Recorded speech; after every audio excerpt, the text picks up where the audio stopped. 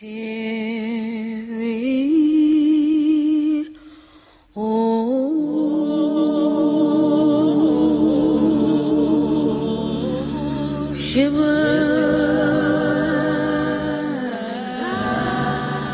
a polygamist, a former slave who had purchased his freedom with money won in a lottery, a man described by his acquaintances as mean and intolerant of human frailty, Denmark Vesey seemed an unlikely candidate to unite slaves and free black people in the fight for their liberty. As the property of a slave ship's captain, Joseph Vesey, for nearly half his life, Denmark was well acquainted with the harsh realities of the traffic in flesh. I think that his own experiences, being born a slave in St. Thomas, living briefly before the Revolution in Saint-Domingue as a slave, being forced by Captain Vesey to go down to the docks and even bring ashore slaves who were being imported into South Carolina and get them to the slave pens in Charleston, reminded him that this was not a world of brotherhood. In 1816, Denmark Vesey and other black Methodists in Charleston elected to separate from the white church. By 1820, there were some 3,000 members of the city's African church, accounting for nearly a third of the members of the AME denomination nationwide. The church was opening this horizon. People were experiencing this conversion so that all of a sudden they see themselves as a part of this larger world, this larger God, this cosmos, where they have rights. When white authorities shut down Charleston's African church, church members decided it was time to orchestrate a plan to free the slaves of Charleston. They were led by Denmark Vesey. Vesey called a meeting to organize the strike, excluding, he said, slaves who accepted presents of old coats from their masters, and the pastor in charge of the African church. I one night met at Vesey's a great number of men. Vesey said the Negroes were living such an abominable life, they ought to rise. I said I was living well. He said, though I was, others was not, and that it was such fools as I that were in their way. Frank.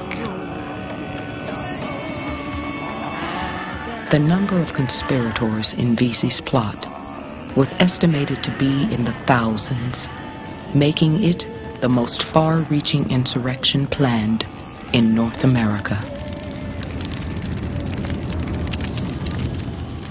Denmark Vesey's plot against Charleston, South Carolina, was one of the most significant of the attempts to strike against slavery by American slaves. It was probably the most elaborately planned of the conspiracies that we know about. And it's interesting in several regards. One of the ways in which it's interesting is that it appeals to both biblical Christianity and to African conjure. Jack Pritchett called on me. He's sometimes called Gullah Jack, sometimes Cooter Jack. He said, put into your mouth this crab claw, and you can't be wounded. He said all his country born promised to join because he was a doctor, that is a conjurer.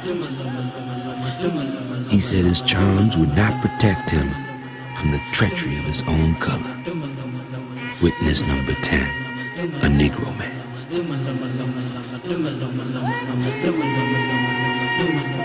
Unlike Gabriel 20 years before, Vesey planned to spare few whites. But like Gabriel, his insurrection ended before it began. Vesey was informed on by one of his men and captured and sentenced to die.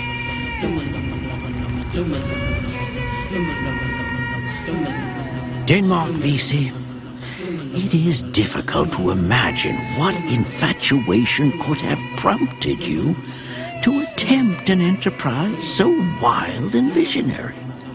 You were a free man, were comparatively wealthy, and enjoyed every comfort.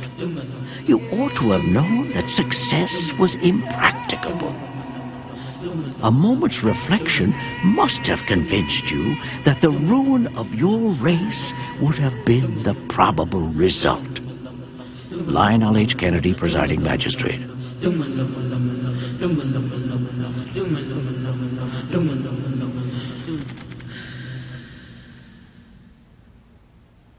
In the aftermath of the Vesey conspiracy, white citizens of Charleston tore down the African church, brick by brick.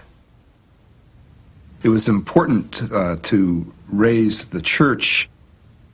It shows the importance of these black institutions for a sense of black independence and autonomy. It's the same reason that black churches are bombed or burned today.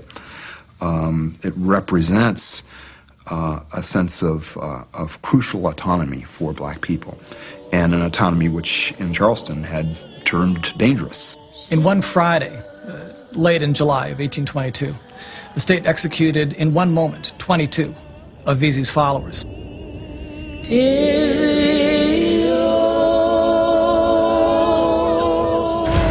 Instead of using the regular gallows, they simply tossed ropes over an old wall known as the Lines that was built in the northern part of Charleston. The 22 were all slaves. A crude platform was built for them to stand on, but the platform was so low to the ground that when the slaves fell, their necks didn't break, and they were slowly strangling to death.